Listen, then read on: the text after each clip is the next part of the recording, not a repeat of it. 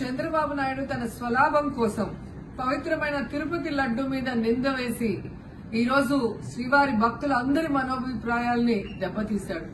So మళ్లీ ఆ భక్తుల మనోభిప్రాయాల్ని పునరుద్దరించాలని, దానికి సుప్రీంకోర్టు కలుగజేసుకుని ఇది విచారించి నిజానిజాలు తెలపాలని మొదటి నుంచి మేము కోరుకుంటూనే ఉన్నాం. ఈ రోజు సుప్రీంకోర్టు ఈ కేసుని స్వీకరించడం జరిగింది. ఈ కేసులో సుప్రీంకోర్టు కనుక కరెక్ట్ గా విచారిస్తే చంద్రబాబు నాయుడు అన్కో చేసిన అబద్దాలు ఖచ్చితంగా బయటకు వస్తాయి. ఎందుకంటే మీరే చూశారు, చంద్రబాబు నాయుడు లాంటి వాళ్ళు ఒక సీఎం స్థాయిలో ఉండి తప్పు జరిగిందా లేదా అని విచారణ చేయకుండా, ఎటువంటి సాక్ష్యాధారాలు లేకుండా కేవలం జగన్మోహన్ రెడ్డి గారిని టార్గెట్ చేయాలి, ఆయన మీద నింద వేయాలి, ఆయన్ని హిందువులకి దూరం చేయాలన్న ఒక దురుద్దేశంతోనే ఈ యొక్క కామెంట్ చేశాడు అనేది స్పష్టం కాబోతుంది. ఎందుకంటే ఈ రోజు సుప్రీంకోర్టు ఈ కేసు తీసుకునేంత వరకు, ఆ డేట్ అనౌన్స్ చేసేంత వరకు సిట్ వేయనే లేదు.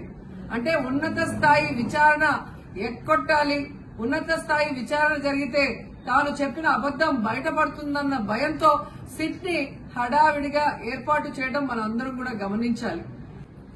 మొదటి నుంచి మాకు సిట్ మీద ఎందుకు నమ్మకం లేదు అంటే, తన పరిధిలో ఉన్న సిట్ ని చంద్రబాబు నాయుడు వేస్తే ఆల్రెడీ తను ఒక జడ్జిమెంట్ ఇచ్చేశాడు కాబట్టి దానికి లోబడే అధికారులు అబద్దాలు మాట్లాడతారు, నిజాలు చెప్పరు. ఎందుకంటే ఈరోజు సిట్ లో వేసిన అధికారి అడిషనల్ డీజీ, ఆయన కన్నా పెద్ద ర్యాంక్ లో ఉన్న టీటీడీ ఈఓ, ఐఏఎస్ ఆఫీసరు మొదట మాట్లాడిన స్టేట్మెంట్ కి చంద్రబాబు నాయుడు గారు అబద్దం చెప్పిన స్టేట్మెంట్ తర్వాత మాట్లాడిన దానికి తేడా చూస్తేనే ఈ సిట్ అనేది సిట్ అండ్ స్టాండ్ కి తప్ప దేనికి పనికిరాదనేది అర్థమైంది. అందుకే మేము మొదటి నుంచి అడిగాము, సుప్రీంకోర్టులో విచారణ జరగాలి, సిబిఐకి డైరెక్షన్ ఇచ్చి విచారిస్తే ఖచ్చితంగా మత కల్లోలాలు సృష్టించాలనుకున్న చంద్రబాబు నాయుడు అన్కో అందరికీ కూడా బుద్ధి చెప్పే అవకాశం దొరుకుతుందని. సో ఈ రోజు విచారణ స్టార్ట్ అయింది.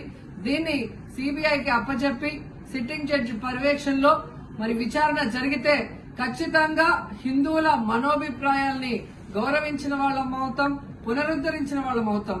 లేకపోతే చంద్రబాబు నాయుడు వేసిన ఈ నింద పవిత్రమైన లడ్డూని తినాలా వద్దా, దీంట్లో కలిసిందా లేదా అన్న అనుమానంతోనే భక్తులందరూ కూడా ఈరోజు లడ్డూ తినకుండా వెళ్లిపోతుంటే ఒక తిరుపతి అమ్మాయిగా చాలా బాధేస్తుంది.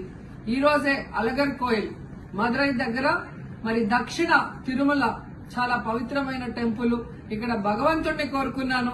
ఖచ్చితంగా సుప్రీంకోర్టు ఇన్వాల్వ్ అయి ఈ కేసును విచారించాలి. తప్పు చేసిన వాళ్ళని, అలాగే అంటే తప్పుడు స్టేట్మెంట్ ఇచ్చిన వాళ్ళందరూ ఎంత పెద్ద పొజిషన్ లో ఉన్నా కూడా వాళ్ళని శిక్షించాలి అని భగవంతుడిని కోరుకున్నాను, సుప్రీంకోర్టుని కోరుకుంటున్నాను.